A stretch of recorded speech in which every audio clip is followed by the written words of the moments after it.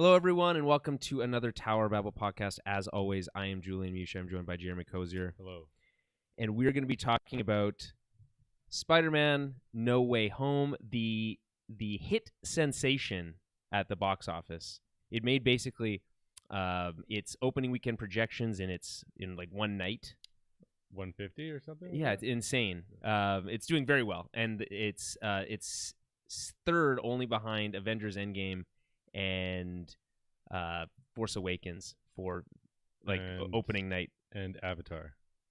Yeah, that's probably. I mean, I don't know. I don't think Avatar has the opening night record, but it has the overall record, and they'll just keep releasing them back and forth until they, settle out that match because Disney now owns both of them. So it's sad. Anyway, we're not here to talk about the state of the film industry. That's depressing enough. We might. What we're going to talk. Wow, that's a good point. Actually, we might get into that, but we're going to talk about Spider-Man No Way Home. Full spoilers. I think we're just too bad at not spoiling stuff. I think let's just get it, rip the Band-Aid off. You don't want to even attempt at like a non-spoiler. Okay, fine. We will do an overall impression, brief impressions. All right, get people excited, get butts in seats. We need people seeing movies, Jeremy. This is important. Do we? Yeah, and then we'll go into spoilers. Okay, right. But before we even get to that, I'll just remind everyone to follow us on Twitter at TowerBabbleCast, Facebook.com/TowerBabbleCast, and head over to our website, TowerBabble.ca, to find everything that we do.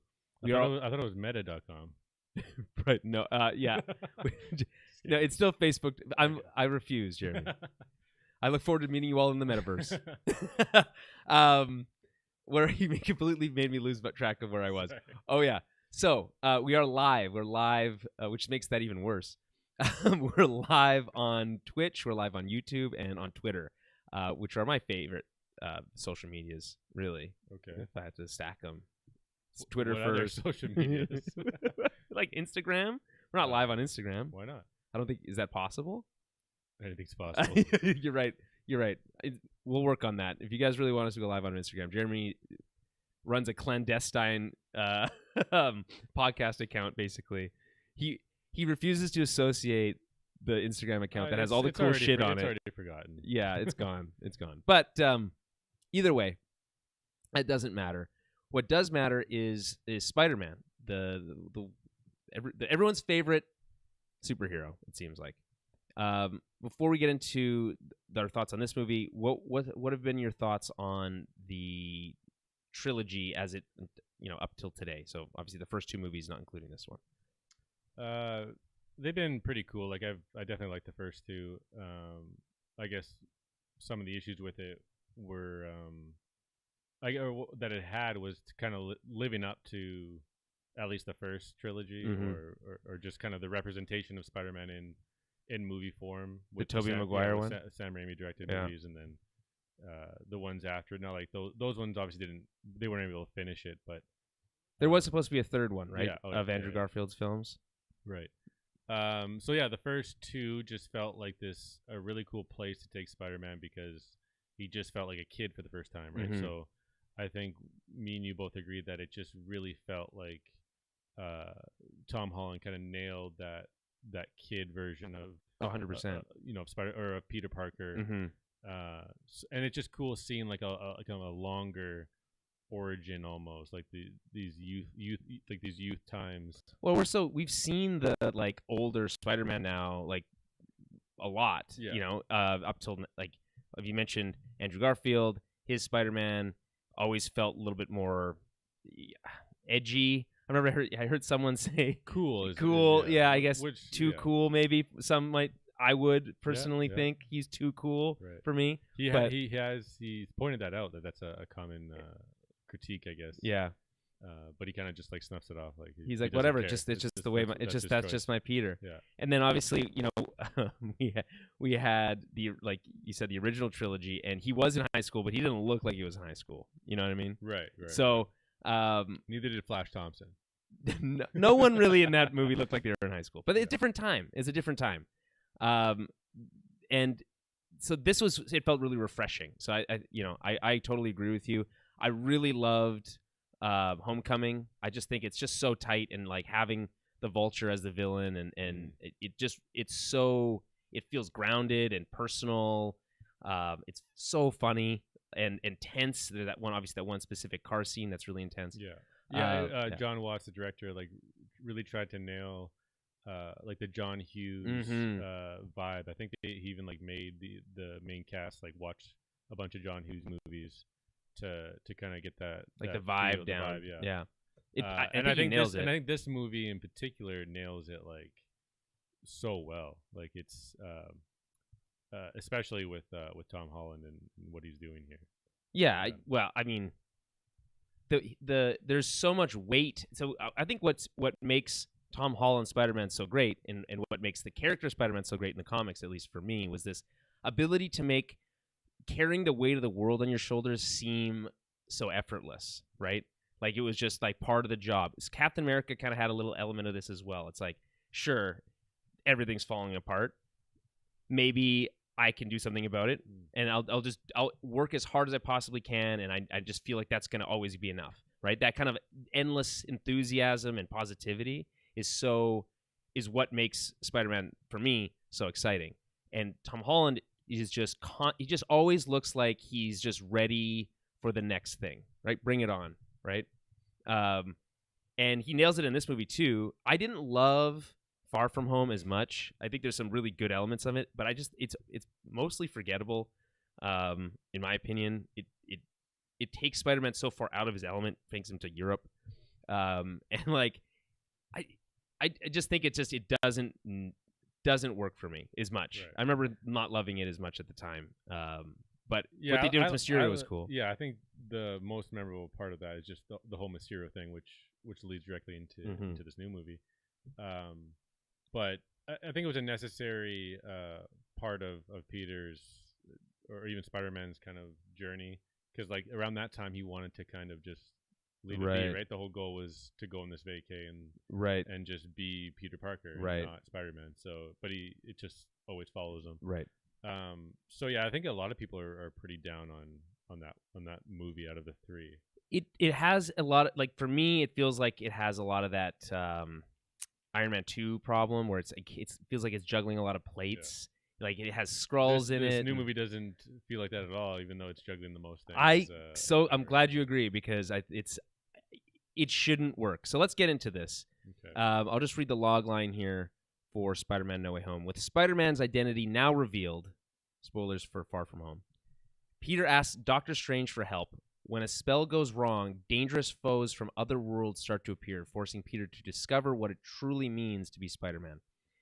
A real Christmas movie, you know, what it truly means to be, what the true meaning of Christmas is, or whatever. Anyway, it's directed by John Watts, written by Chris McKenna, Eric Summers, and not Stan Lee, but based on Marvel comic book by Stan Lee.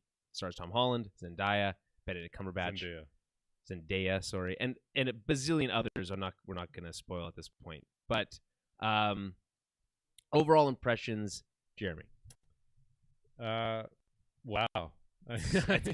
Yeah. I mean, it's just weird, like, saying that, because like we were teased so much about what this movie is and what it's going to. I thought this movie was going to suck. Yeah, like it very well could have sucked just based off how much we knew was going on. Mm-hmm. You know, specifically with Doctor Strange, and then with the villains that they said they're going to all appear, and who those villains were and where they came from. How's that going to work?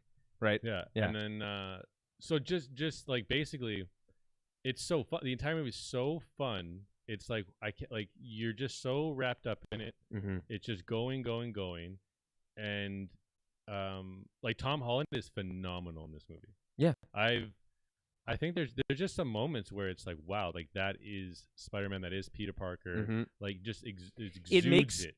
I don't want to spoil it. I'll save that for later. But like he really does, and I think he has to almost like find that essence of the character because of what he's presented with in this movie. If you never felt like he had a full grasp of the character, I don't think he would work. Yeah, in the same way. It's a great evolution of the character, and some of the criticisms that people may have had in the first two movies. Mm-hmm. This kind of Iron Man Jr., this baby Spider-Man, all that type of stuff. Mm-hmm. He quickly gets by all of that, takes it all on his shoulders, and is able to to navigate through this, even though there is help. Yeah. He still comes out as kind of like a leader essentially, and like just not really taking the back seat at all. And it all kind of starts off with his decision with his disagreement with Doctor Strange, and just what has to happen in order to create the MacGuffin. Right. Yeah. Yeah, and so I totally agree with you, Jeremy. I'm so glad that you feel that way. I truly feel like this movie is an event. Yes. In the same way that Endgame and the Avengers movies were event movies. I haven't felt this excited about a movie probably since then. And there's been good movies, and this just like, it just really gets the blood going. It's so fast. It's Jeremy. It's like I said, this movie should not work. No. Its pacing is brilliant. Like it is good. There are some bad or not. The pacing there's falls some weird away. cuts. Yeah, like there's kind of like this quick montage that happens at not too long after the intro scene. But I guess it has a lot to catch up on and get through. And it needs to like skip you over a bunch of stuff that's like not that interesting, so that it can get you to the interesting stuff. And it like has like this upbeat, like kind of like simple tempo music or whatever every now and then that like just kind of speeds through those parts. But yeah, all in all, like once we get by that muddiness of the pacing, it's like it just keeps going and going and going and getting bigger and bigger and bigger. It's so long, but it doesn't feel long. It doesn't feel long. And when we get those big reveals, it's like, wow, this is our movie. This is the movie now. Right? It feels like there's a whole movie before the other movie. It feels this is two movies somehow in one. You don't feel cheated with these reveals that we kind of knew were coming. Yeah. It's a Saturday morning cartoon come to life. Oh, yes. Spider-Man fans are eating exceptionally well right now. This between this and Spider-Verse, but like this movie in particular, it's just a crazy Spider-Man story. Yeah, that you could rip out of a comic or cartoon, 100%, and it's on steroids. Like I keep saying, this shouldn't work. We talk about this all the time. Like Are there too many superhero movies? Is it a scourge on the film industry? The reason that we can have a movie like this is because of all the groundwork that was laid before. All the Spider-Man movies, all the Marvel movies, every wacky superhero film that's gotten like the Ragnaroks of the world that people just said, okay, I'll watch that. It just gave them more confidence to go crazier and crazier and crazier. And sometimes that works. Sometimes it doesn't. And sometimes it's a complete home run. Like it is here. And you know why it's a home run? Tell me why. Is because there is so much emotion throughout the film. It's all rooted in character. Yes, the emotion in the character brings you back down. Yep. Makes you think about things that are just totally different than where you were. I could care less about the fight scenes in this movie. I don't even care. The action, there are some pretty good ones, like the Doc Ock, like that. When that starts popping off, it's like, holy shit. Like, we knew about this from the trailer and all that stuff, but like, how is he going to deal with this? It was like a vicious attack. There's some, I thought some parts of this movie, I'm like, wow, that's like crazy. The stakes are like there, but then in the Doc Ock one especially, once it ends, Tom Holland with his mannerisms and his Peter Parker when he traps him, when he lifts the coat and is like, hey, I don't know what you got going on with this tentacle situation here, but like, I'm in control here. Like, so he just brings it back down to this, like, okay, we're all good. No one's gonna die. The quips always work. It's like it's very impressive. This movie is very well written. I wonder. You have to wonder how many times they had like revise the script, like that's just not tight enough, or like that's just not working. Like I think they were shooting like they were shooting like certain things like not too long ago, like a couple months ago even. Yeah, like I think the scene in the apartment with the lawyer. I guess I don't know. Right, well, that's not. No, we're not there yet. We're not there yet. We're not there yet. Like that was shot like later. Right. Yeah. That makes sense though. Yeah. I think that makes sense. But yeah, again, the emotion, it's everywhere. So with MJ and Peter, I mean, it's so strong. Their relationship feels very the most real of any of the Spider-Man relationships we've ever had. And it might have not even felt that. I don't. Last movie didn't. It didn't feel like that last movie. It just happens this one. And I don't know how it works. In the last one, they weren't together from the beginning though, were they? Right. Not really. Yeah. Yeah. But either way, it is so good here. Like you just want them to be. You want them to be so happy. You're like, I would just want these people to just hang out and be happy together. And when it comes to the writing, to bounce off of that, like the fresh start that they talk about in the beginning, it comes full circle towards the end. If you like, like I noticed that more so when I watched it the second time. Well, I've only seen it once so far. I'm supposed to see it again tomorrow morning. Yeah. Okay. Good. Yeah. Okay. Good. That's important. You're gonna need to see it again. And so like I honestly teared up like probably 2-3 times. Like I don't know. It's so good. So like I've said, I don't know how many times I've said this on the podcast. Probably not enough. But the honest to God truth is, if a movie wants me to cry, it's gonna make me cry. It almost it's like I'm a sucker for it. But this movie, couple tearjerkers. Yeah. And you're just kind of fighting them back. And you are because so much weight you feel like you're like this. A little bit. You're like, this is bullshit. Like I shouldn't feel like this right now. I don't want to but it does kind of feel like that. But you just gotta let it wash over you. You just gotta let it happen. It's okay. Yeah, like I've seen some tweets where like people were saying like, I don't know how I didn't pass out. Like just like a roller coaster of emotions. It's so crazy. And like jaw drops sometimes. You forget everything else happening in your life. Blockbuster filmmaking at its best. Yeah. I feel so dumb like talking about how the Marvel movies are bad for movies.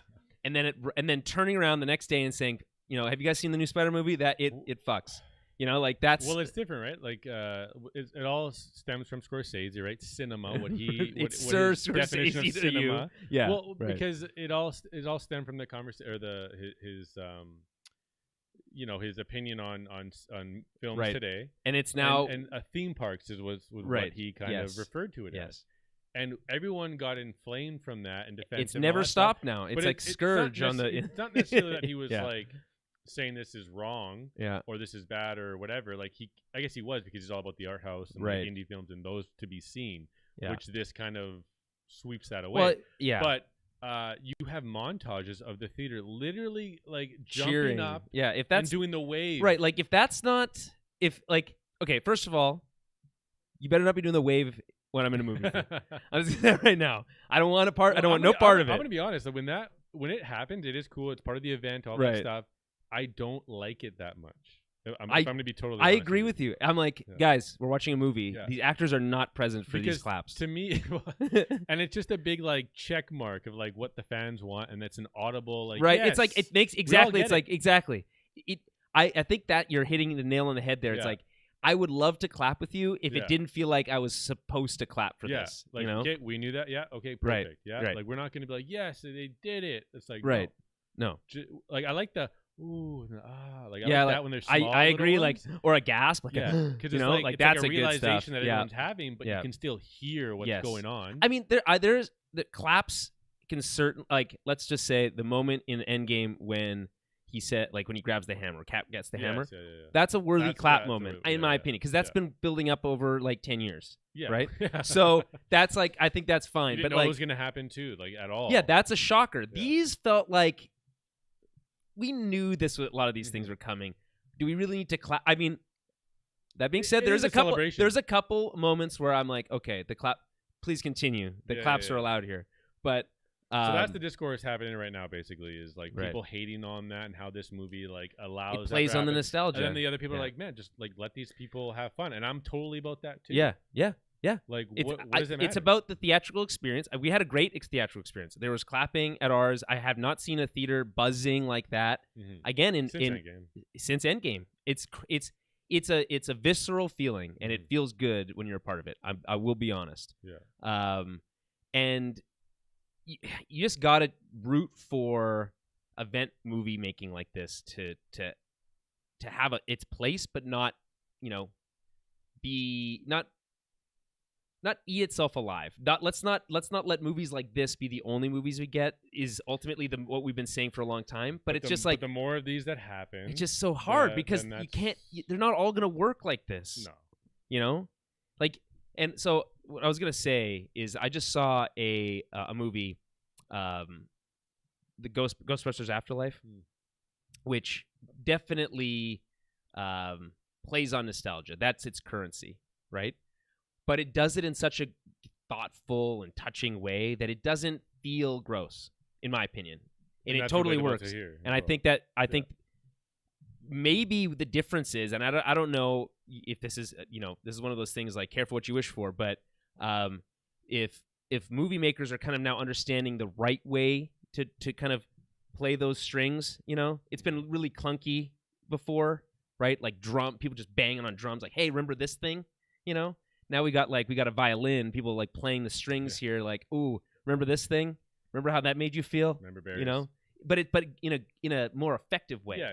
Right? And it's like if it works, I can't really blame it, but like if that means more of that same stuff, that's tough. But we're not going to get into that. We're just going to enjoy what Spider-Man is. This movie, like I said, it's an event. So let's just ride that roller coaster of the review because there's lots to talk about. Let's get into spoilers. And I don't even know where to begin with spoilers, except for probably saying that Willem Dafoe's performance is he just puts everyone to shame here. He's just so good.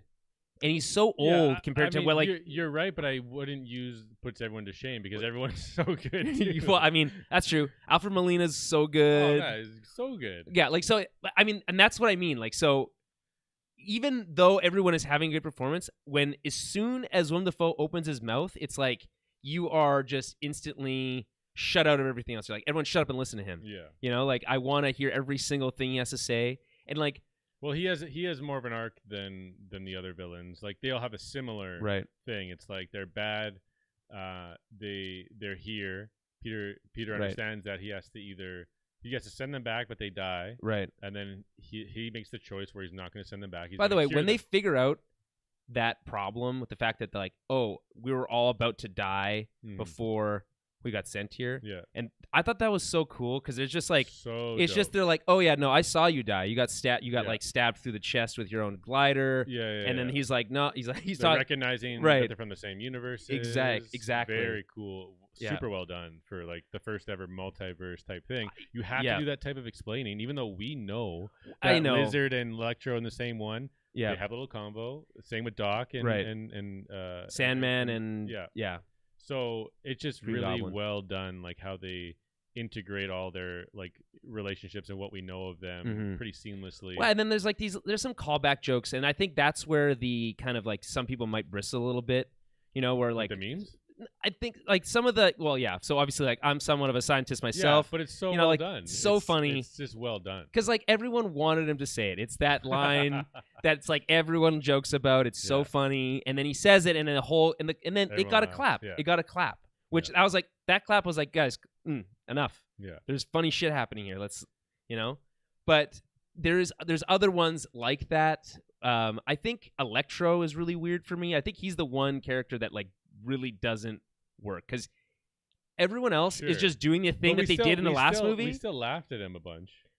He served a pretty good like the humorous like purpose. I found. I mean, everyone was funny, but like it was like but like his lines were so like dumb if you really think about it. Like the one like, damn, gotta be careful where you fall. That is. I mean, Jeremy, on holy purpose. Shit, that line is so good, man. It's so bad that everyone's gonna laugh at it and like, hey, whatever. Right. He's just here to get a second chance. Like, how'd you die? To look better, right? Because his whole thing was that he was designed dumb, like shitty too. Blue, yeah. And that one effect actually, when he first reappears, is like I don't know what's going on there. Like when Peter tries to web him to like trap him, and he goes through. Yeah. And it has like this close up of like this clear blue guy, and like makes a weird sound. Do you remember that part? It's like a split second cut. It looks so bad. Like, the second time I saw it, I don't know. I think I not everything looks stellar in this movie. I think most of it does. Don't look very good. In but the bridge scene. Like, and even again, Lizard again. Somehow manage to do do Lizard right for some reason. I don't get it. Well, he has a slight redesign, but they kind of kept him in the dark. Right. Did he die in the Amazing Spider-Man movie? Or? Yeah. Because I thought he said like, "How do I die?" No one answered or whatever. I'm pretty sure he dies, or maybe gets away. He might. I don't remember now. That's these movies. I remember there being a shotgun. I feel like he gets shot with a shotgun. But that whole notion of they all die fighting Spider-Man, like it's just such a it's their destiny. Such a comic booky cartoon issue. It's so cool. It's so badass. And then when we get to ToB and Andrew, when they kind of talk about like death and like do you like their introductions, by the way? How they're introduced? Yeah, but. Maybe I'm a little bit disappointed with ToB's just because it's played for more of a laugh. But I Yeah. think you almost have to because it's like you have 2 back-to-back. Right. And it's something that they hid that we all knew. It's just that some was guy. Yeah, like that Yeah, was like, pretty solid. Right. Like very solid there. Right. But yeah, like it just kind of took me out of the experience a little bit, like it's like an SNL skit or something. Like he's in his bomber jacket, just kind of steps out of the portal. Yeah. But then he says that line, and it just kind of washes that criticism away a little bit. It's so I mean, that's there's a whole video essay about it, about how like Marvel can't really let moments like that linger very much. It's very rare. They have to use a joke right away. It keeps the pace going, right? But the claps are so loud, like you almost miss that. It's like you almost need like there to be like an applause break, like they just stand, wait for applause, continue. Wait, we got a MJ in the chat here. Did you catch that Kraven and Rhino when Doc Strange closing multiverse at the end? I did see Rhino. I didn't see Kraven. I think I saw only could make out the second time. I couldn't really tell the first time was Scorpion. Yeah, Scorpion too. See, like the tail. Thing. Yeah. And then I guess Rhino the second time maybe like. He has a distinct nose. It's yeah. I didn't see Kraven's hard because it's just a guy, you know, unless he's got like the fur shoulders from the comic, like cartoon, the '90s cartoon. By the way, why isn't the '90s cartoon coming back? Why are we only getting the X-Men cartoon?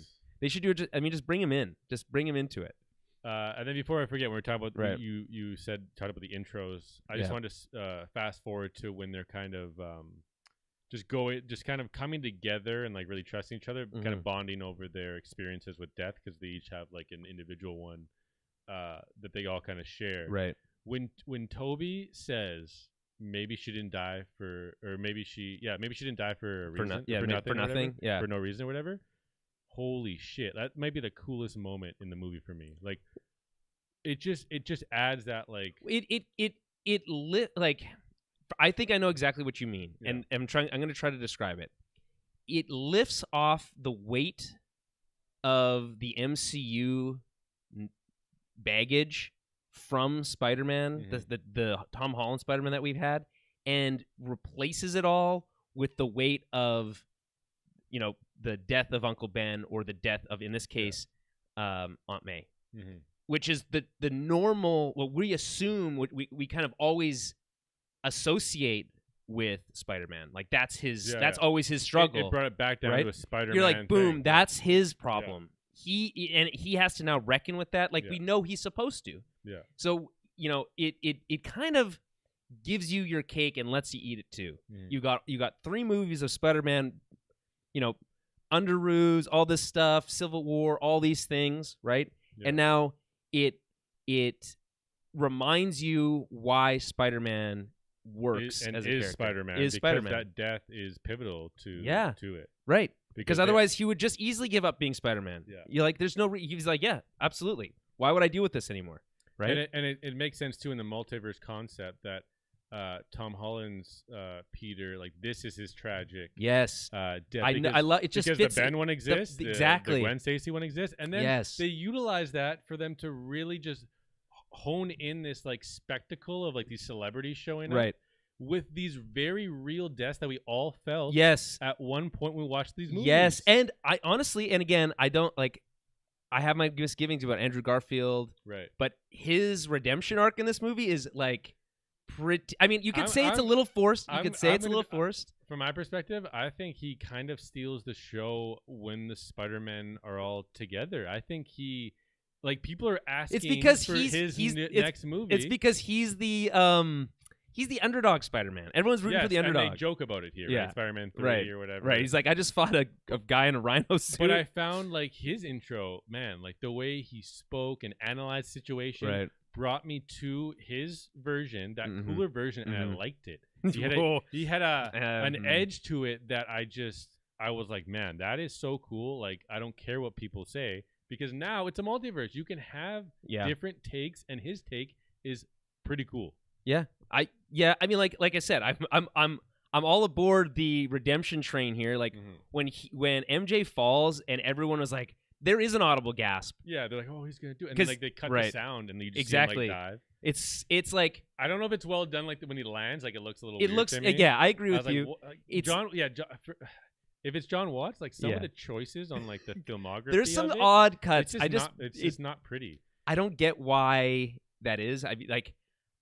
We're watching the original Spider-Man behind us. Spider-Man 2 is one of the best looking movies. Yeah, you can't touch Raimi. But like for MCU type stuff, we have like the Russo bros, and like they know how to frame their shots. Yeah, like for the like majority for like maximum impact. Yes. I feel like there's moments here where that there's exists, this shot. But... there's this shot choice which would baffle me because it's right in the middle of this like intense moment with Aunt May. She's dying, and then. Fucking Happy drives up and then like just looks out his window and he has like a perfect view through and I'm like, why are we doing that? That's a perfect example of how they like new movies, I guess. Like they're just not able to like authenticate like a lot of like the placement and reality. To me, it's more like, oh well, is it realistic for him to just walk in? Well, no, he has to drive up. So we gotta no. It's movie magic. Just put him in the room. Just walk him in the door. Yeah, but then that's just like minor nitpicks. I mean, that's what I mean. This is just an example of like odd choices, which it's the most minor. Please just ignore that I even just said it. But like, and then I want to go back to the beginning. I guess we'll go back to There's this. so many things. Might be the coolest intro to a movie. Oh, like when they're just because it picks up like the exact moment basically from the end of the last one. The music, the tone, the J. Jonah Jameson's voice. Right. Yes. You're just seeing like the Paramount and the Sony, like, oh my, like just give it to us already. Yep. And then there's so many of those logos, but it's just so cool sounding. And then just getting us up to speed. We know it's Peter Parker, and then like, okay, like how do you even deal with this? And then. It's an exhilarating intro, like as soon when they start swinging through the city. And then the stakes become super high, super fast. Because you're like, oh well, now everyone knows he gets back to his apartment. He's pulling down blinds. Oh, I love all the webbing of like just using the web shooters for like a little anything. Yes.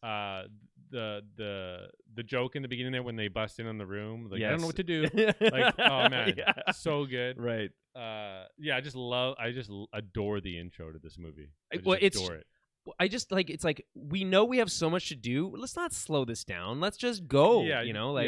But this is like properly paced and like well shot and like you get everything. It's exciting and funny and fun. There's almost like a one shot like in the apartment type thing. But then that's when the pacing kind of goes away for me. They do like a quick like speed up montage of certain things.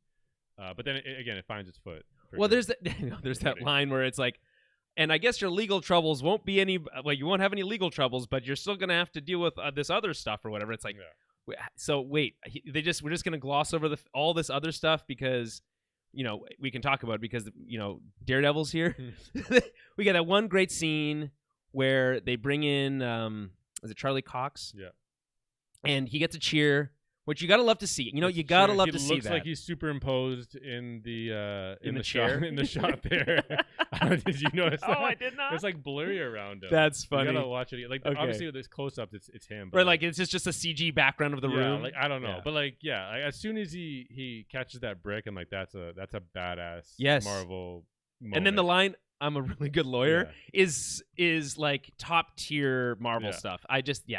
And then because the thing is, I don't know, you haven't been watching Hawkeye, right? Well, no, I have. So I haven't watched the latest episode. So the latest episode, I know they introduce Kingpin at the end, but it's like it's just really fun to be like watching Marvel on TV. You get this episode that's set in New York. Yeah, it's dealing with all this stuff, and then all of a sudden Kingpin's involved, and you're like, what? And then you're like going into this next movie with Spider-Man, and then they're like, oh Daredevil's here. Kevin Feige already he spoiled that one for some reason. I don't know. I mean. It was. They're like, we found our Daredevil. Yeah, we don't know it's when going to be Charlie Cox, or how, or whatever. Yeah, but it will and then also and then Vincent D'Onofrio on Twitter being like, I'm really happy for him getting a chance to get back into the MCU or whatever. And then he tweeted, "How about this person?" And it was like the lady from the show. Right. Yeah. I forget her character's name, but lo and behold, he's kind of somehow back. It's great, Vincent D'Onofrio. And now we need the Punisher, John Bernthal.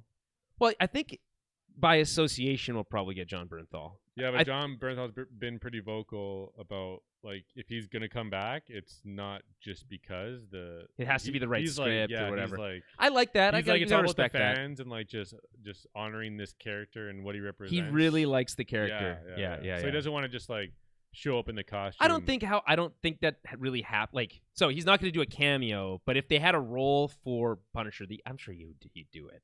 Yeah, I don't know. I mean, let's not speculate. Yeah. There's enough shit in this one, right? So we get Daredevil. So when he appears again, unknown, but exciting. Just like let's get done and dusted. We got Daredevil. He's here. It's great. Yeah, Peter and Matt Murdock had a scene together on screen. Yeah, perfect, great, badass. Yeah, okay, and then almost immediately after that we get the back to Stephen Strange, and I hate how he is reminded of Stephen Strange or Doctor Strange. Something about magic. He says something about magic. No, there's lights. There's light bulbs hanging. Oh, they're like vampires or something. Oh, right. No, it's a wizard. Or a wizard. It's a wizard. Lights? It's a witch, I think. But you can't like I said. Like, is that a vampire? Is that a witch? Is that it's not so definitive. Why to me? But does it have to be? But why is it that? Couldn't it have been a poster or graffiti on a wall or something? It could have been literally anything. Because Doctor Strange exists in the world, right? Or he could have just said, "Oh, I have an idea." He doesn't have to be he doesn't have to have a eureka moment with a Halloween toy. So that's odd. But anyways, he goes back to the Sanctum Sanctorum. Very cool.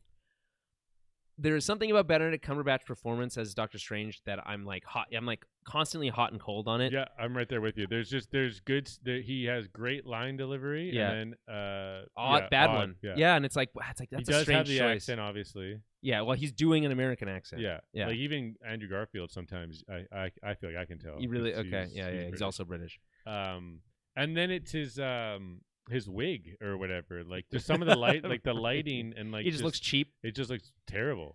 Yeah, so the scene where they're doing the spell, I think, is very good. When it's happening, and it's in the trailer where he's like, oh, well, what about this? And what about this? And he's like, okay, he's adding the pieces, and then it's very Harry Potter. Yeah, it's very cool. And it feels genuine to Peter. He's like, I can't let these people forget. It's really.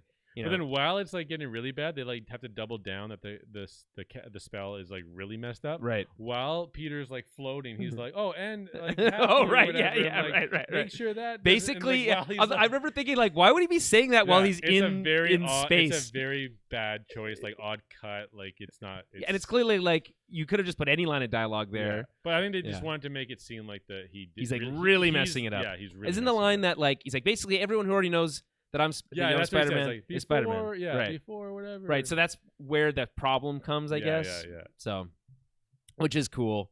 And then we get this introduction, and I love that the first little bit is just let's just get straight to Doc Ock. He's everyone's favorite. Wow. So and good. It just he just picks up exactly he just literally came out of the screen from Spider-Man 2. I love the clap for him. That we got. It was a really good one. Yeah, and I think deserved. He's so good. There wasn't one in my second showing. Was there any claps at all? When you're saying there was for the actual Yeah, but you're not going to be with that crowd at opening night. Yeah, that first show. I'm big theater. I went to Grand Park the second one. Not as big. Not as many people can fit in that one. So yeah, I mean.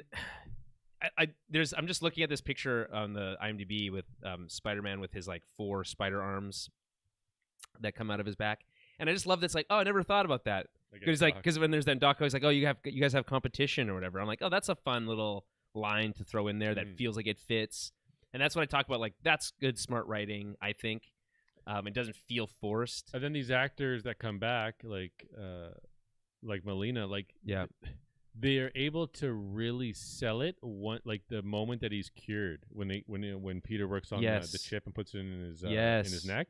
We get this nice Raimi close up where he just has these inner thoughts, and he has this dialogue and this music. These music cues throughout the whole film are pieces from the original source material of the movies, from and the Sam Raimi ones in particular, with just the instruments they use. It's just so epic sounding. It's just so much orchestra in those pieces. It's the Danny Elfman stuff. Yeah.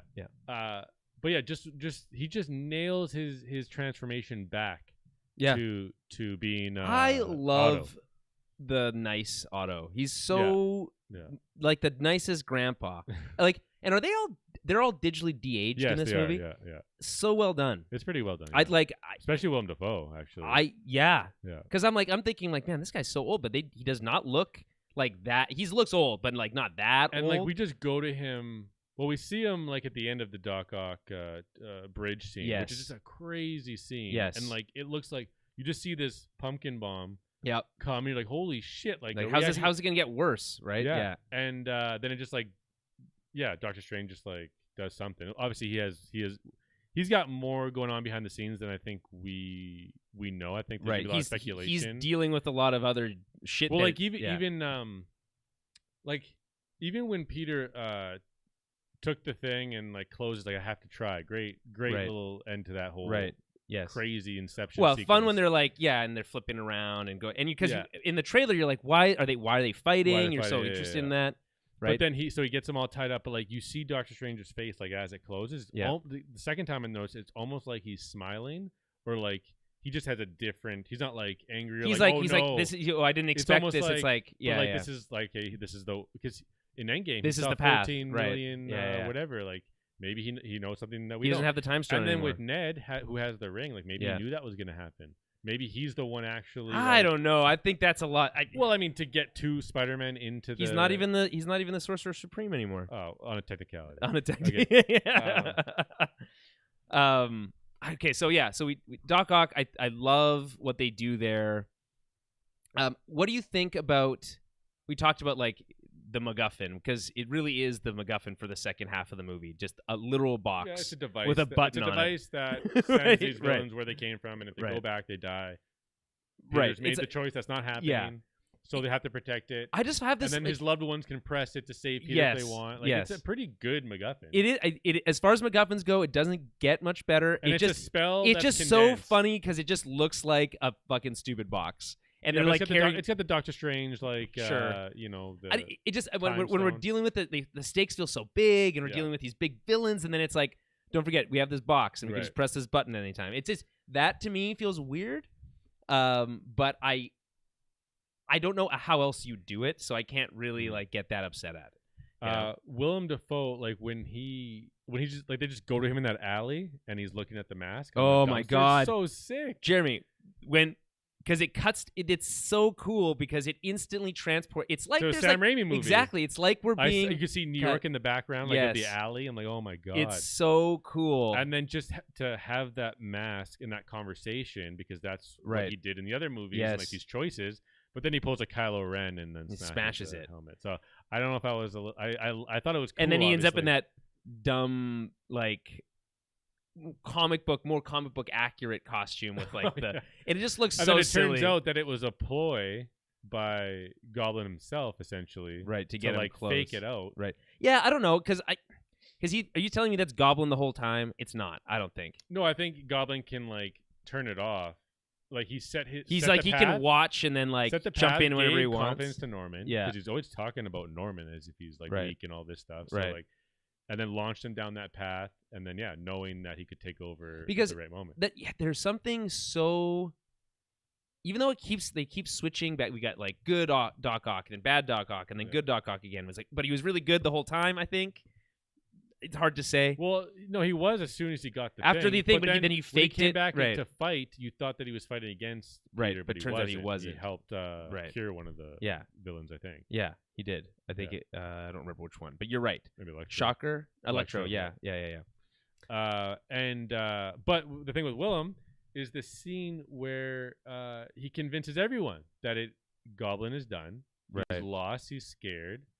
Like that's what I mean. This is what I mean about Willem Dafoe's performance. I'm like, it's so good. That moment is when we feel the sympathy for him out of nowhere, knowing that what villain he is, and he tricks us all, and he helps Peter and all this stuff. He convinced me. I was waiting for the shoe to drop. I was waiting for the when turn. It did drop, we had no idea what was going to happen. Cool. Yeah, Spider Sense is happening. It's like this crazy effect. It's like this super wide angle. Everyone's like, what the hell is about to happen? Like I thought someone was going to die. And then someone does die. Not right at that exact moment. But it leads to. It leads to, obviously. But in that moment, that's when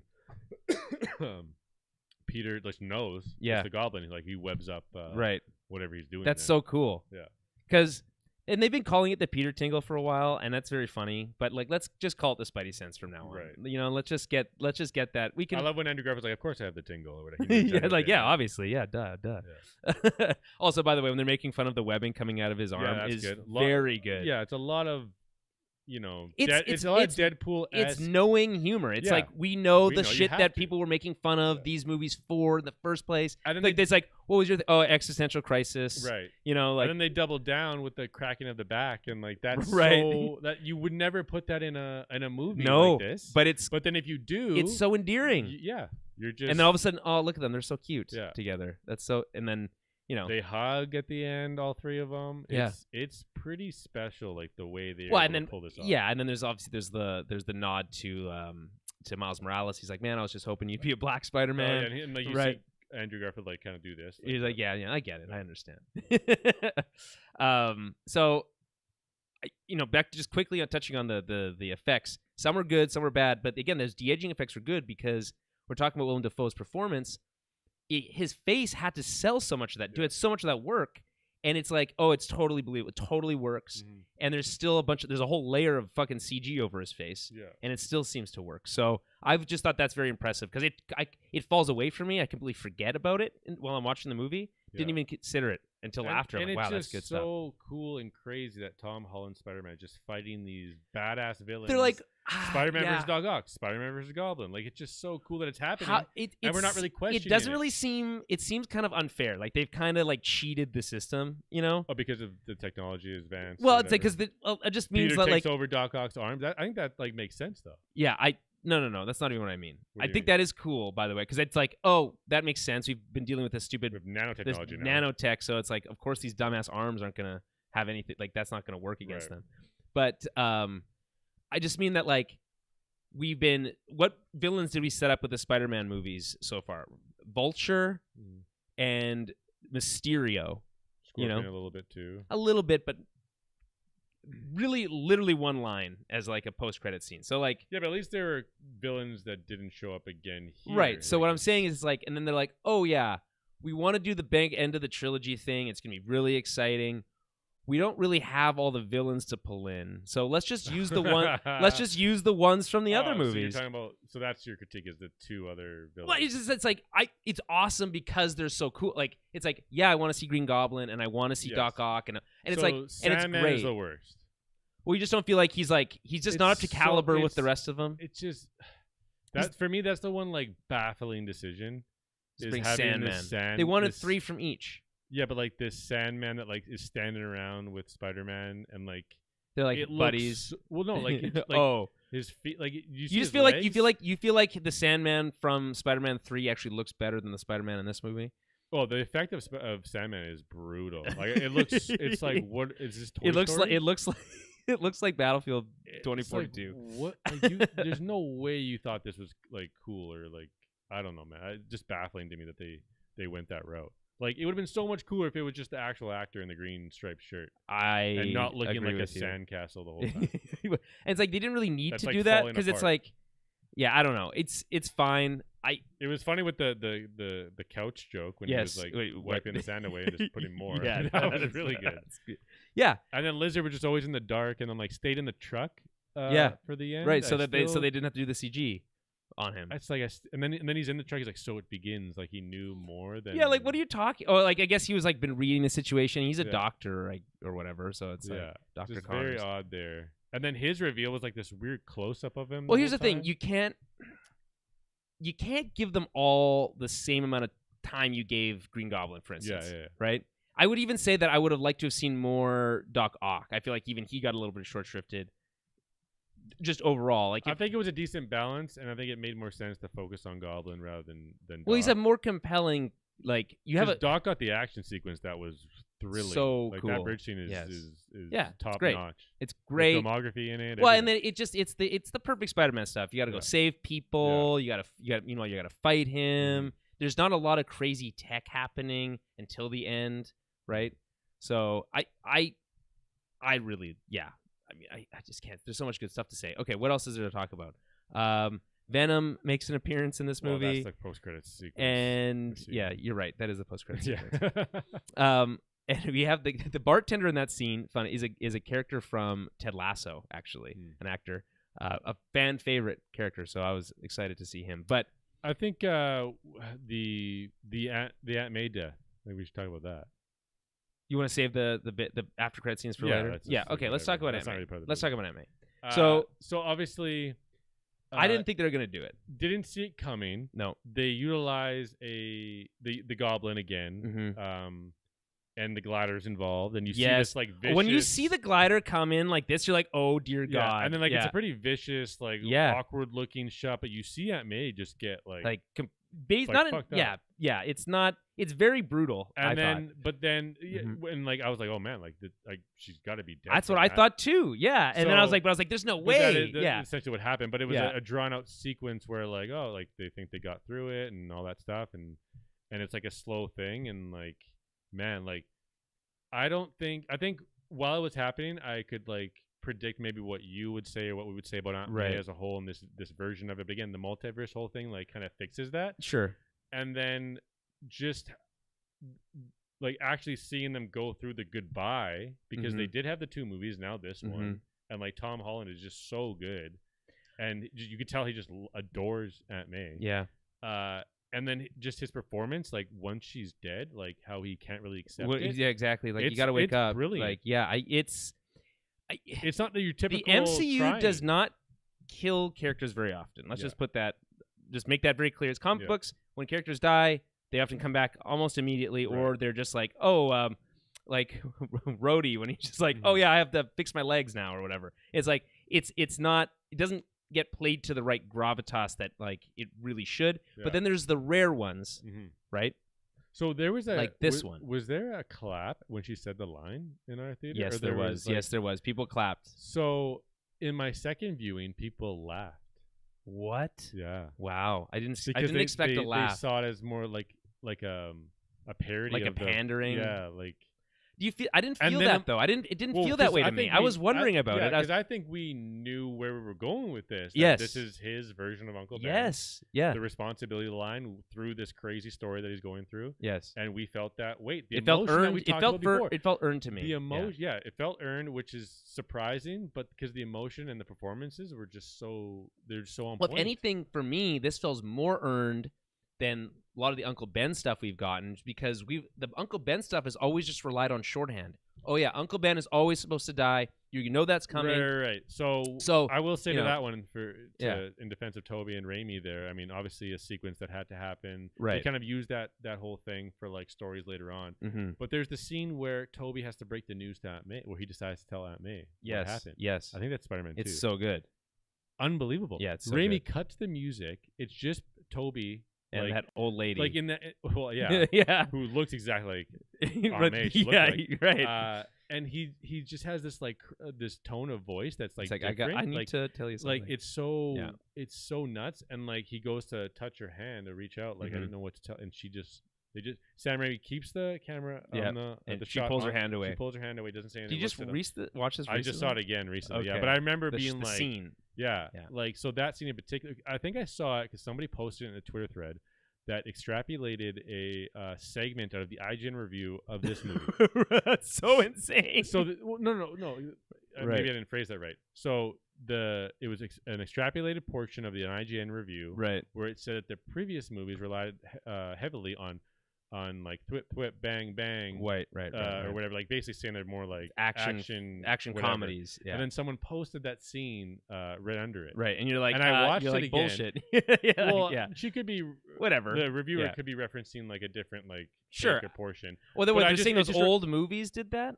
Yeah. I don't think that's. I would say like the newer movies. Yeah, I know that's exactly. Yeah. And then that is proof right there of this scene where it's like so like character driven, emotionally. Yeah. Like.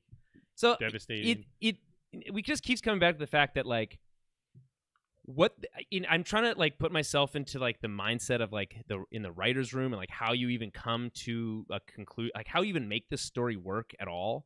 And it all comes back to character. They're like, what's the emotional through line that we need to play on here, right? Like if we're going to introduce Green Goblin, you know, what's the emotional throughput? You know, like there's a line he talks about his son, right? And it's like, wow, that's so effective. Yeah, that's when that's the core, the sympathy right? for him. Yeah. Yeah, that's what I was saying before. But what I'm talking about is like they find a way to do that with every single character they bring into it, and there's so many. A flying green elf. Yeah, that's good stuff. And that's the humor that we've seen in Spider-Man movies, like these new ones, for a while, and it's worked, and it's always been fun. Yeah, I just think it was time for this story and this Spider-Man to really just find himself, like with the first two movies already. Yeah. And the criticisms that the whole crew, Feige, all them knew. Yes. And what did they want? They wanted his back up against the wall in this one, and like in the worst scenario he's ever been, because everyone loves it when he's like struggling. Yeah, Spider-Man is the best when he's like overwhelmed. Yes. This is what I talk about. Like when I was talking at the very beginning, like the weight of the world is on his shoulders, and he's just always able to like push through, right? And it's so satisfying to watch, doing the right thing, and it pays off, right? You gotta feel for this Peter though, because the previous they lost their Uncle Ben's, but they always had their Aunt May. Yeah, he doesn't have anybody now. He's completely alone. And it was just so cool seeing him go through the stereotypical revenge cycle. Right. And he has Andrew and they're like, ToB don't do it, man. To kind of help him through that scenario there. And he basically goes through with it, and ToB is the one to say no. Yeah. And saves him from committing that act. Right. And in turns gets impaled. But he's fine. Yeah. See, holy shit. That's weird, because I'm like, why would you stab him if you're not going to kill him? Like, I don't understand. Like, I was like, oh no, this is how he actually like. This dies? is the canonical end of that version of the character. Right. But yeah, like now he's like complete. Oh my God, Jeremy, the scene when he's got this little card, and he's gonna like go up to MJ, and he's gonna ask Jeremy. Goodness. My heart was just in my hand, and I was just like, that's what man. The second time around, I mean, the first time around definitely hit me. I'm like, man, Tom Holland, phenomenal. This scene. Jeremy, there's a reason Sony doesn't want to like let go of this guy. But like we didn't know though until now is what I'm saying. I'm saying like obviously he's a great actor. You got to stop bending that cord. Sorry, he's a super fan of the character. Yeah, we know the whole thing, but he exudes this character, and we feel for him in this moment. And it's a part of the whole thing. If you didn't like Jeremy, I felt this since the first movie he was in. I did. No, not to this. Extent. Maybe not to this. But I always felt like he was figuring it out. He has grown in this spot. He has his own apartment. Like I'm talking like Spider-Man. Like before, he was Spider-Boy. Yeah, and this is Spider-Man. You can say that all you want. He did it now. This is it now. Merman, Bob. Merman. Yeah, and I don't know. Like I was just talking about like. The state that we leave Spider-Man in after this movie. So it's a fresh start. It's a reset. Well, and Jeremy, so what how dope is that? So crazy is that like, what was I saying before we went into this movie? I was like, you haven't seen Spider-Man, just be Spider-Man in New York. Yeah, I thought that was kind of fun. Like, here you go. Here's Spider-Man swinging through New York. Yeah, and I'm like, here you go. I'm like, how are they gonna? Because I didn't even run into this movie. No tech suit. He made it himself. Right. Yes. So it is a reset. I was gonna mention start. And it's kind of weird because now he has this like he has to like get he's been kind of introduce himself into the MJ Ned circle to like it's also be really like how they were before, but like it can't really be like it can never be like it was before. And then there's gonna be problems ahead. Like, well, wait a minute, can't he like befriend Doctor Strange again and be like, can you please like reverse mind wipe yourself and the two other people that are close to me? Oh, I guess that like, is an easy way, but. Spider-Man, Peter has sacrificed himself to save everything here. Yeah, he's lost everything. He's but it's a fresh start. Completely alone, Jeremy. It's so tragic. But the thing is that scene is so well done because we set up the expect disappointment, so you can never be disappointed. And that line there shows the chemistry that they have and the chemistry that they can build upon, so that there is no chance. He didn't fumble his first impression on MJ, right? Which could be devastating. Could ruin the whole thing because you can't. Never then get he's that the back. weirdo, and it's over. Yeah. And so it just felt so right, and he knew it wasn't the time to keep going. Did you worry? Because I was confused about how much time had passed since the mind wipe thing. Because like he's going in and like I'm not sure if it was a day or a week or a month. Like it was very unclear to me because like it gets in there and you've got MJ and Ned, and I was like, oh my God, are they going to be dating now? Because like that would be devastating. That'd be weird. And I was like, and we kind of weird, but like. I could see them doing it, and then before all that, they're goodbye. Oh my Holy God. crap! Yeah. So was it Zendaya there? She has a similar part in Euphoria where she's like In Euphoria? really, in Euphoria where she's like really emotional. Okay. And like she's just so good. So you feel like you've been like when you watch Dune, you're like, why is she only in the last 5 minutes of this movie? Or I haven't seen Dune. Oh my yet. God, she's only in the last 5 minutes. Spoilers. No, Spoilers. that was already spoiled for me. Okay. But yeah, just the emotion she exudes there at the end when she like is realizing that like they have to say goodbye. I love and the won't line remember where you. like she's like, no. Yeah, Tell me next time you see me. It's such a good. And then It's we're like waiting- yeah, right. yeah. Oh, And then that's she still says it again, like she like mouths it like Yeah. right before he's about to Yeah. leave. And then it's just brilliantly done. And the kiss scene in the sun in the Oh, yeah. background. And they're together in I real don't know. life. I don't know, Jeremy, if you were like on you were on Twitter, so you might have seen some of these like Right. headlines where like people are asking why there isn't a sex scene. I've never been more confused in my life. I'm like, kept sharing I'm like, that too. why But is there was why this is sex joke why in the is beginning. anyone even asking for this? It's just it's Yeah, they gross. already did- They did, Like, they did the joke in the beginning though, and it Yeah. worked. It's him without a shirt. It's good. That's Yeah, it. That's yeah. all we need. This is a comic book movie. Yeah, that's just clickbait. It's stuff. and it's like so, I'm like I was just flabbergasted. Like, But why is this even a maybe story? because of Eternals? Doesn't it happen? in There is Eternals? a sex Yeah, scene, but it's that's the why. most chaste sex scene I've ever seen in my entire life. It's Sure. Jeremy. It's Okay, we don't have to it's describe like it, heavy fine. petting. Like it's like it's that's all not. good. It's not. We don't have to What's go the there. point? It's Anyway, okay. Moving on. It does. It does. Let's just. Okay, so we leave Spider-Man in this place where he's now Fresh start, reset. completely free. So, like I said, we kind of get to the place that I wanted to get to, but I Yes. didn't know how they No, were going to get to, yeah, and it yeah. was entirely satisfying. So that's totally Yeah, it like works. It's the high school trilogy's done. Yep, and now we're on to college. He's Kraven the going. He's Hunter. going to college, Yeah. and I guess Kraven the Hunter is next up on the Maybe, list. I don't know. Or Morbius? Yeah. Aren't they supposed to be friends? Aren't they supposed to be friends? Morbius at one point. Don't they work together in the Maybe. cartoon? I just based all my Spider-Man knowledge off of the '90s cartoon. Do you know that he doesn't bite anyone and just has like these holes in his hand that he like goes up In and, the like, sucks? cartoon? Yeah. That I forgot that. Yeah. I That's just saw like so a blurb funny. about it because like they couldn't like Show show them the biting. biting or the blood or whatever. So they Right. like invented like he has these holes on his hand. That's so gross. Um, so now he has to kind of like, this is very interesting because and by the way, the kind of like mind wipe thing is still so confusing because it's like they all forget, but like, does that erase all the footage of him like along next to the Avengers and like all this other stuff? Like, is all that stuff still there? So everyone knows Spider-Man still exists, but no one knows but it's like, it's confusing to me. That's what I mean. Yeah. Like, because there's, just go back through, because just all you have to Well, where do does everyone is actually reverse the tape on J. Jonah Jameson's whole spiel. He has a whole special on how Spider-Man is Peter Parker. Just play that tape again, and everyone knows. So that's kind of why it's Yeah. like You it just gotta believe you that just it- gotta it buy fix- it. It fixed it. You and just we gotta go from buy there. it. So whatever. Nice knowing you, Spider-Man. I can. It's a great line. Yeah. Because that's when he realizes, oh wait, Right. you're not gonna know me, which means they're not gonna know me. Exactly. It's so cool. Yeah.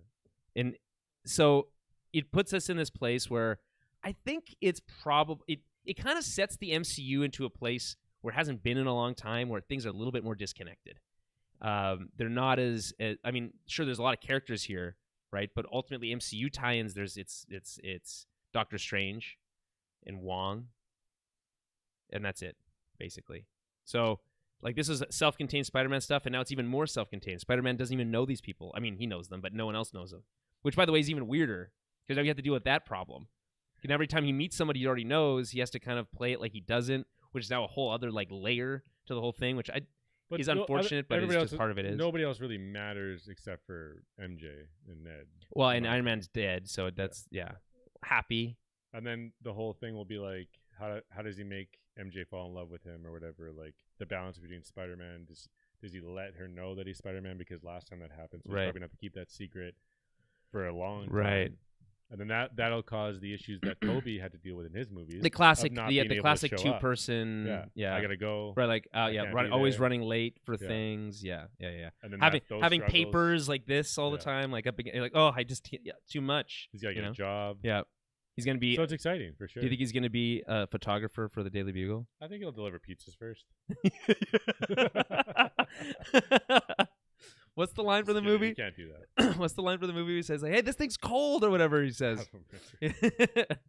Pizza time.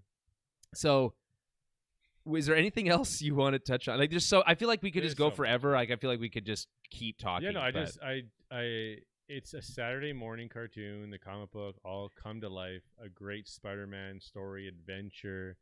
Like, it's just so what Spider-Man is all about, and these wild villains and struggles he has to go through.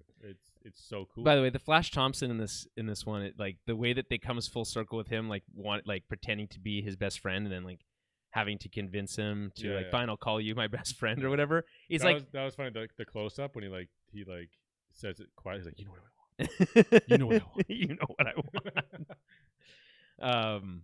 So that's good stuff. Although, by the way, the Betty Brant kind of snippet is pretty funny. Just gonna get that in there. She's like the high school reporter. Ned's ex-girlfriend. Yeah. What else we have? Is there anyone else that I'm trying to like?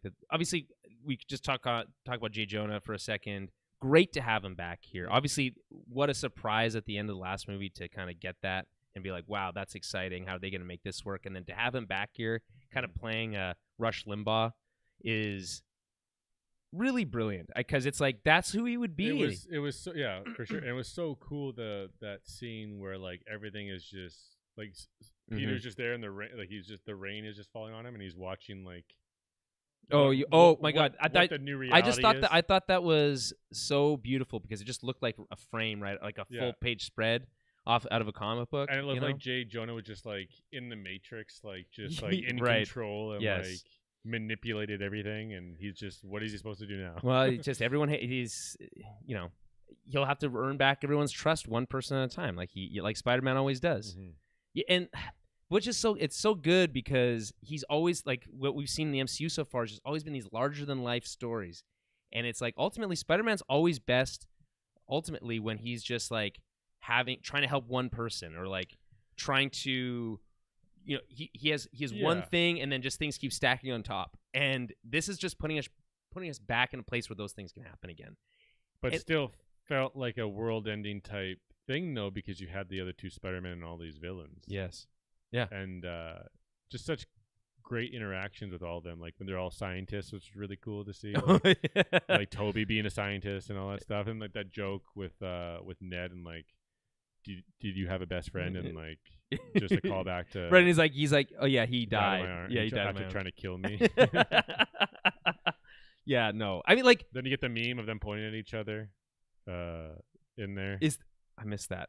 When does that happen? When they're scientists? When they're scientists. When Ned is like Peter, and then like Peter. Peter Parker. Okay. We're all Peter Parker. Right. You didn't notice that? Oh, I didn't put the pieces because it's not shot in the same way. Well, it is shot in the same way. They're not like all in their suits pointing at each other. So that's two on the nose. I thought here was like nicely put in. That's pretty funny. I liked the joke. I didn't connect the dots on the meme. Is there any way that they connect this into Spider-Verse in some way? Like, how does that play in, or is that somehow separate, you think? Maybe, but like this movie wouldn't exist if that movie didn't exist, but maybe it would have. I don't know. Like, it's hard to, because Spider-Verse clearly breaks the mold here. It does it first, right? Yes. And then this movie is like, okay, but what if we did that but bigger? It's live action with even more stakes, because these characters from before. Right. There's no need to reintroduce or introduce people to Miles Morales here. We can it's just more Peter Parkers, right? So I get like, I'm more interested in the question of, are we going to see any sort of continuation from anything we've seen here? We have to. Yeah, next. Of course. With what though? So my understanding is that Hawkeye takes place after this movie. So there might be like next episode is the finale for Hawkeye, which is going to bring in, we're probably going to actually have a scene with Vincent D'Onofrio, which we haven't had yet. There'll be maybe some connections there to the Spider-Man stuff. It's tough because Kingpin has always been kind of associated, in my mind, is more associated with Daredevil. But if you go even further back, it's Spider-Man from the 90s comics, from the 90s cartoon. So so it's like he is a Spider-Man villain ultimately, so that there might be some connections there. But then also we also know that Doctor Strange and the Multiverse of Madness is next. And by the way, it's weird that the mid-credit scene is just a trailer for that movie. Well, I think that's mid-credits is the very end. Oh, it's the end credits? Yeah. The mid-credit scene is the Venom. Right. Yeah, I was like, is this a trailer? And then it was. It was cool to see because there's one scene, too. Don't they play a scene? They play, like, Doctor Strange and her talking in the woods there for a second. Yeah, but it's still, like, jump cutty and they go all over the place. It was just cool to see what Sam Raimi has cooking up, basically. Like, it didn't look like a stereotypical Marvel movie, even though it had, like, imagery that would, I guess, like, mostly, like, the Doctor Strange, like, magician stuff or whatever. But, like, it definitely got me excited for it. Like, I don't know. Like, how did you feel? Well, I've been excited for that movie for a while. I'm just excited that Sam Raimi's directing it, man. There's just something about these directors that have the heritage and like they know film, they know how to. Not saying that like new filmmakers don't know how to like edit. It's a little bit more elegant. Yeah, like there's just something about it, and it's like, man, he's gonna take on Doctor Strange now in this like massive movie. Like it's gonna be character driven, like for sure. Like he wouldn't just. He's not doing it to be like a spectacle. No. There's just no way. Like, well, there will be a spectacle. Yeah, it'll be a part of it. But like, so did his Spider-Man movies. Yeah, the action sequences with Doc Ock. Someone was tweeting today. They're like, "How are we? It's 2021 and still no one's topped the train sequence." And then some people say it doesn't look good or it looks fake. It's like I don't know, man. I guess maybe because it's like we saw it back then and. Well, there is an element of that, but I think it holds up pretty well. I think so too. I mean, I don't know about that stuff, but because I think there's stuff in this movie that won't hold up in the same amount of time. Yeah, like there's no way, like even though we love the Doc Ock bridge scene here, like it's not there's no way it's better than the Spider-Man 2. There's just no way. No, there's not. It can't be. Yeah. It's because the train sequence is brilliant on multiple levels. It's tying in its closing. The public's engaged. It's so good. It's just so emotionally rewarding. Just the way it's shot though, because like I find some things hard to track in newer movies, like a lot of fast cuts. Yeah, but it's because it's on purpose because they don't want to show you the CG very long. They're like, let's move on. Whereas these older movies, it's like every shot is like purposeful, like it's thoughtful, there for a reason. Well, because it was so expensive to do any of that, they had to be like, if we're gonna do it, like let's make sure we're doing it right. We're doing it right, and it's part of that is like it's being used sparingly, so it's like it's kind of like a little bit of it's kind of tricking you into thinking it's better because it's really just like it's only a little bit of it, and they're kind of building suspense, so to pay it off, it feels more like of a better payoff. We're just seeing Spider-Man in suits here this whole time, and it's like the novelty of just seeing a Spider-Man in a suit is kind of worn off in a lot of ways, right? You have to top that by doing other interesting things.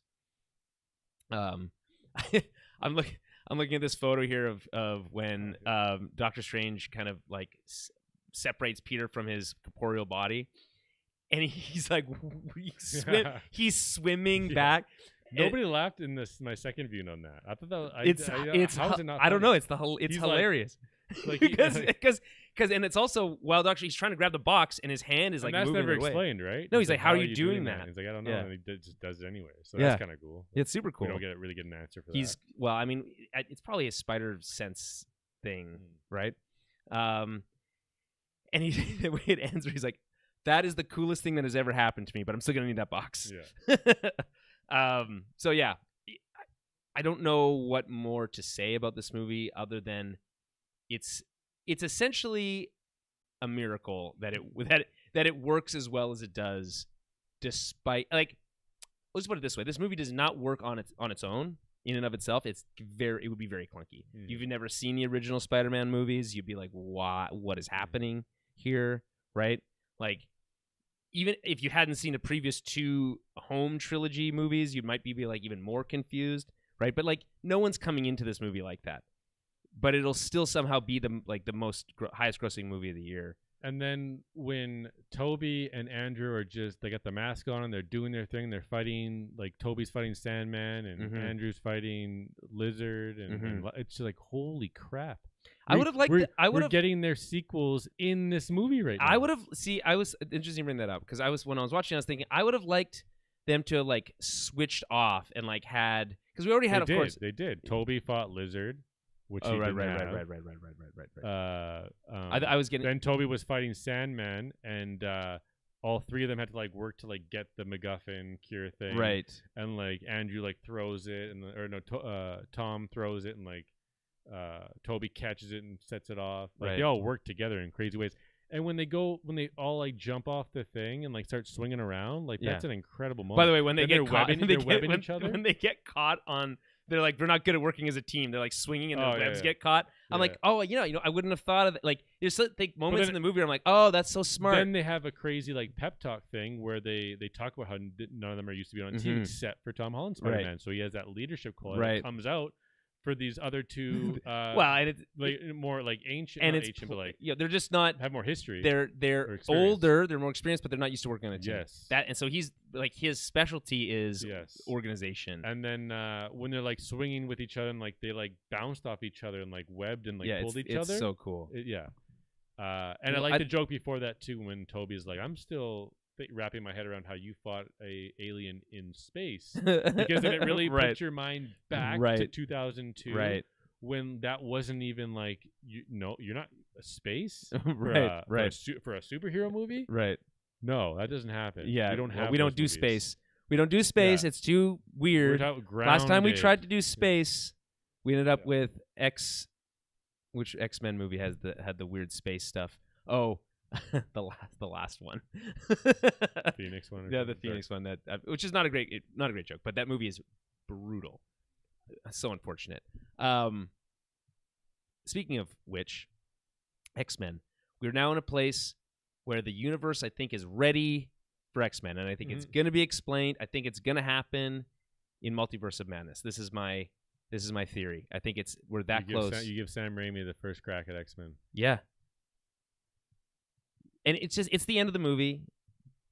Everything's been quote unquote reset. There's been some sort of compromise had to be made. That's where mutants come from.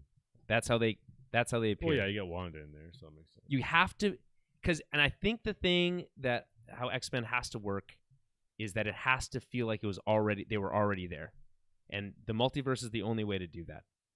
So I don't know. I don't know if it's a collapsing of the multiverse or whatever. Like, again, it's all about Sam Raimi here, just how he frames everything and how you take it in. Like I just can't wait to see his Marvel. Is there any other Marvel movie you're more excited for than that one right now, or is that that's top of the? I'm curious about Blade. And how that takes form. Well, that's gonna be so much more grounded. It's gonna be street level stuff, right? Yeah, and just like how they toe the line with like rated R and all that type of stuff. Because we know that Deadpool, I think they already said it's gonna maintain that, but I don't know. Like, is that the exception? Right? Are they even gonna go walk back on that? Okay, so let's talk about then before we wrap up. Let's quickly touch on the Venom thing. It's just so baffling to me. What is? Like, because like the way that they're like, okay, so you saw the Venom movie, and there's this dumb post credit scene, and it's stupid, and it's stupid, and then it just doesn't make any sense. It makes no fucking sense. It doesn't make sense in the world. I'm always stunned. Oh, we have that one. Oh no, this is the same one, right? What? With a piece of the symbiote. Yeah, so the piece of the symbiote's left behind. Yeah. But it's so weird to have him come to the world, be there just to talk to a bartender for like 5 minutes or for an evening, right? Yeah. Get hammered and then get brought back. So it's not going to be Tom Hardy. Yeah, where do you go when you glow white and disappear? Where do you like? Well, what a terrible effect, by the way. When they're just I'm like, what are we doing? Can we just go back to dusted again? Yeah, like another Endgame stupid dust thing. Like, but like this one looks so much worse. I think they're just like we can't just do the Force Ghost thing. So we need to be able, like, we have to like. Where are they going? Back to their universe, but not to die, or they're not going to die because they're not bad anymore. I guess. Cured? I guess it depends on what exact moment they're so brought then we back. Could get a Spider-Man 4? What if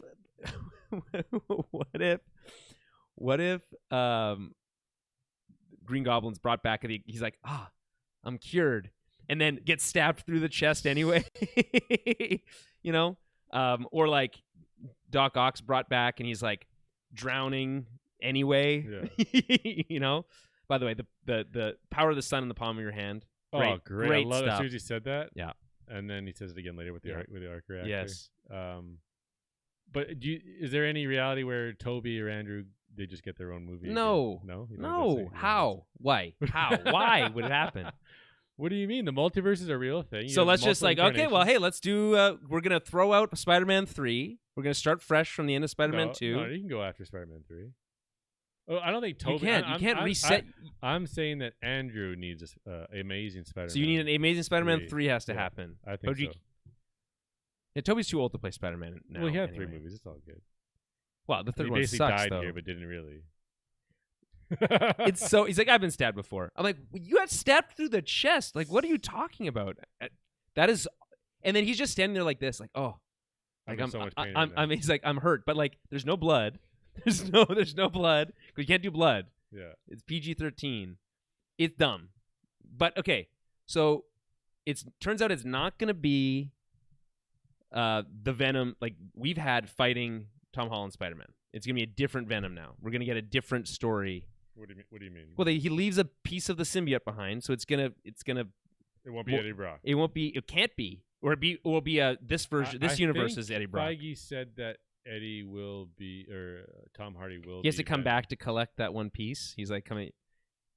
I don't know. Here's what I like. Here's how you do it then. If you're gonna do Eddie Brock of the one we've had from the 2 Venom movies, if it has to be him. Here's what you do. This little piece of symbiote gets stuck on Spider-Man. Yeah, then he does his black suit story, which everyone's is gonna like, and then when that little piece of the symbiote goes back to Eddie Brock, he's gonna come back to collect it. That's when he'll break up with MJ because the black suit right pinned for it. Exactly.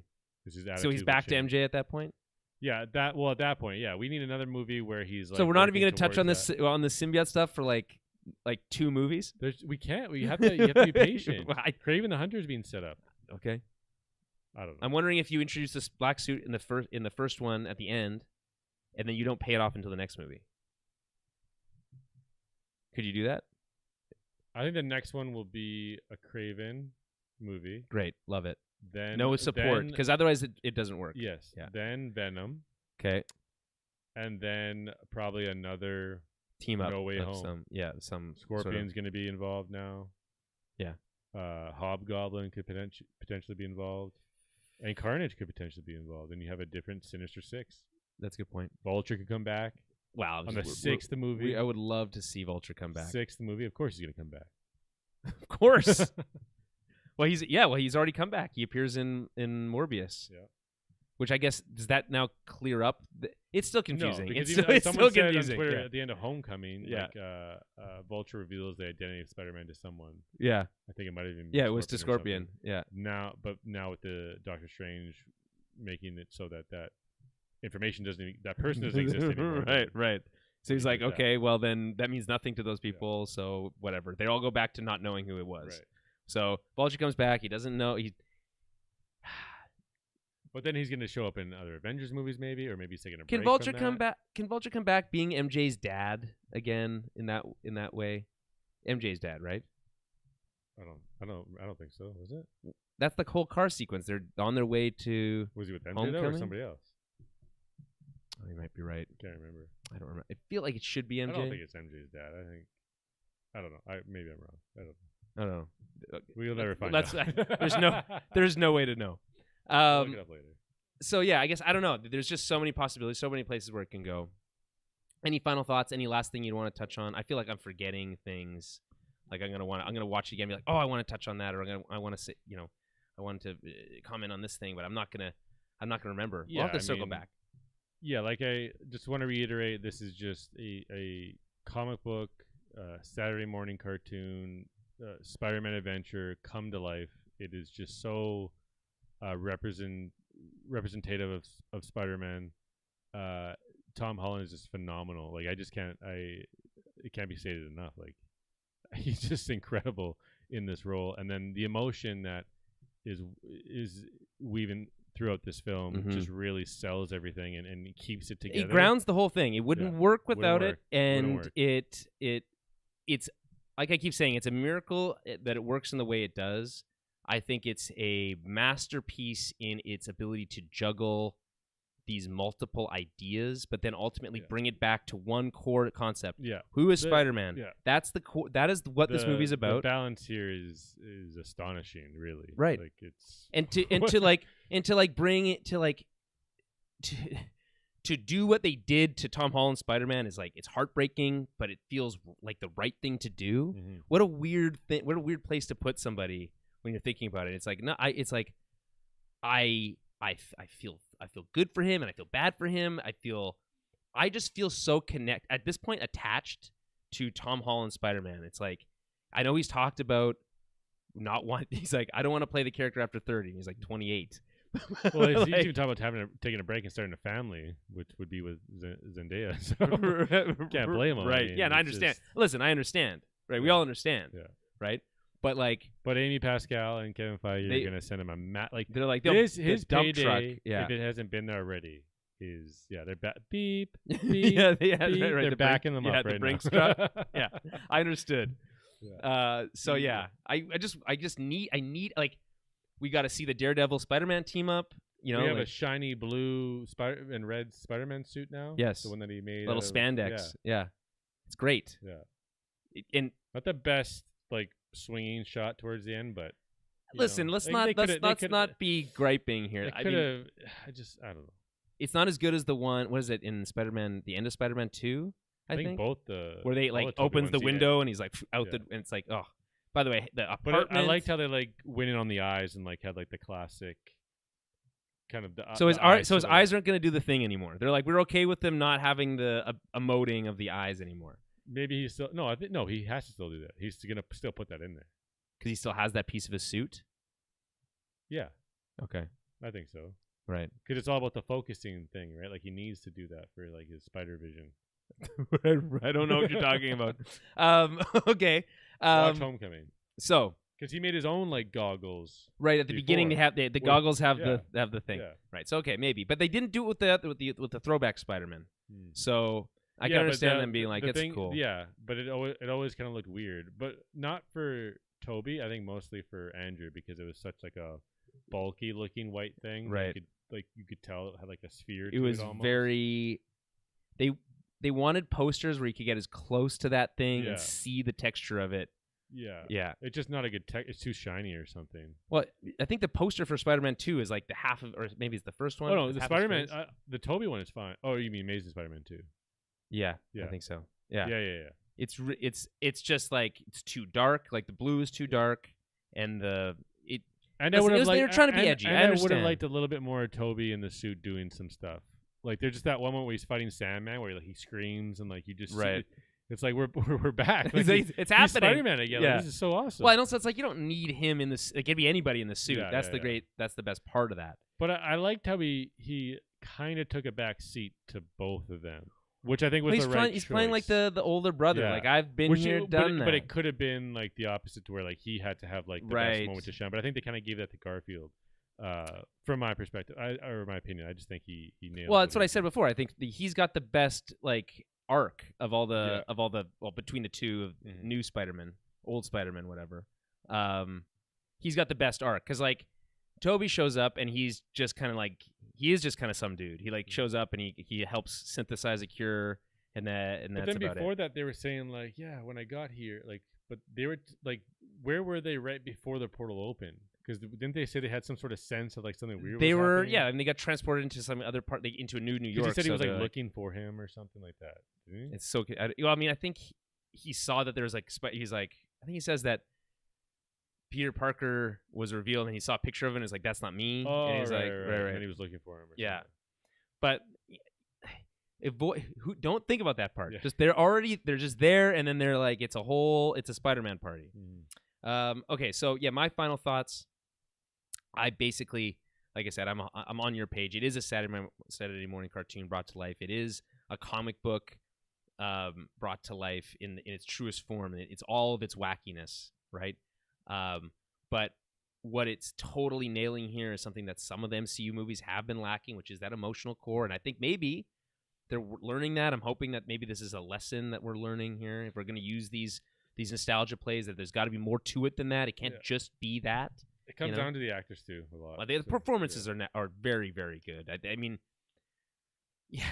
somewhat of an actor. I'm somewhat of a actor myself, you know. So I'm in awe of this movie's movie's ability to do what it did without collapsing under its own weight, and to truly be like an exciting end to a Spider-Man trilogy. Like the last time we tried this, it did not work, and this time, you know, it was like, oh no, they're bringing too many villains in. That didn't work last time. You're like, we were worried, right? Mm-hmm. This time they're like, no, it's okay, we got it figured out. Well, there's Venom's even here. He's just not gonna do anything, right? And which, by the way, it's funny because it's like he licks his face in that stupid, and then he's not even here. He like puts a Jolly Rancher in his mouth. Yeah, I didn't like that either. So anyway, that I don't want to derail it, but I'm just saying, like, it's just very impressive that they were able to like learn from the mistakes of these in like a literal sense, like where they're like, here's some of the things that we could like fix of those movies with these actors back, right? How can we like play off some of those things? Mm-hmm. But then also at like being able to just create this cohesive, satisfying whole of a movie without, again, tripping over itself like it did, like those previous attempts did. It does have that. There is a sense that it's like, man, like, is Sony really just wants, like, is this Sony that's kind of pushing some of these things? Because I feel like if it was up to like just Kevin Feige, I feel like it wouldn't quite be this wacky, you know? For sure. But like they're like, we got to make this work. So how? And they make it work. Yeah. It does make sense, Jeremy. How? I don't know. I think also Feige worked on the Raimi movie. That's true. So he has like he talks about how this is like full circle. He's like he's loving this. Probably. Yeah, it's a dream come true. Yeah. For so that's great. That's nice for him. I'm happy for him. Anyway, so that's our thoughts on Spider-Man No Way Home. You know, if you've listened to this whole thing and you're like, you know, I'm on the fence, I don't know. No, go see the movie. I mean, you're gonna. So it's all good. So, but we'd love to hear what you think. If you want to help support the show, head over to patreon.com/TowerBabblecast. Shoot us a message in there, and we can chat on the Discord. If you get access to a private Discord channel with all the Patreon supporters and ourselves, where you can chat about a variety of different things. Marcos, friend of the show, popped in the chat today. He's getting hammered at a holiday party today, so he couldn't really interact. But you can interact with us while we're recording live, and we would love to have that happen. What are the plans for the rest of the year / month for Tower Babble? A couple things. We're going to be doing a special film club episode. We're recording that this week. We're going to be doing Christmas Vacation, National Lampoon's Christmas Vacation, a true classic, one might say. Right, very stoked about that. How many times have you seen it? Twice, maybe. And it's been a while, so I can't wait to just die. Yeah, I can't wait. I watched Christmas Chronicle today. This is a Netflix movie, from 2018. Christmas movie. Didn't love it. There's a second one. You know how many Christmas Netflix movies there are, Jeremy? So many. Unbelievable. We're gonna watch a good one, not a Netflix one. We're gonna watch a good Christmas movie. That's what we're gonna be reviewing / discussing. That'll be available to everyone. But we do the film club exclusive for the Patreons every month. If you don't count last month where we didn't charge anybody because I was away in Costa Rica, but we're gonna make up for that with this one and try to get the extra one in before the end of the year. Then we have the ToBs just around the corner in early January. Where we'll talk about our favorite film and television stuff from the previous year. It always bugs me, Jeremy, when people do award shows before the end of the year, because it's like you guys aren't going to talk about the last month stuff. Like, I don't get it, because you're not going to talk about it next year. It's not going to be like, there's always recency bias. So anyway, we're going to avoid that. We're just going to talk about 2021 as a whole. It's going to be exciting. And then of course Matrix is coming out, I think, next week. I just watched The Matrix, the original 1999 film, again for the. Probably hadn't seen it in 10 years. Absolutely blown away, Jeremy. It's a true masterpiece of a movie, in my opinion. Like, there's elements of this movie I completely forgot. It's so much better now that I'm an adult. I can kind of understand what's actually happening here, and like the way it starts is so awesome. Yeah. with this Trinity. Anyway, I don't want to get into that, but it's just so good. The rabbit. Oh, exactly, right? It's and he's just like an office worker in a cubicle, which is like just has bigger representation. I will have the image of Keanu Reeves crouched down in his cubicle etched into my brain for the rest of my life. So, agents on his trail. Oh, so good. There's a funny scene where he's like trying to get around the corner on that roof, and he's like, I can't do it, and just cuts to him back down on the ground being escorted by the agents. I was like, I thought that's a pretty clever little funny cut in a movie that's mostly pretty serious. There's some fun moments in there. I know Kung Fu. Show me. I still know Kung Fu. Right. So yeah, that's all coming soon. So stay tuned for that. And I'm sure there'll be even more Spider-Man talk soon. So we will talk to you then, and have a happy holidays. Well, Merry Christmas. Got to be non-denominational. Happy season.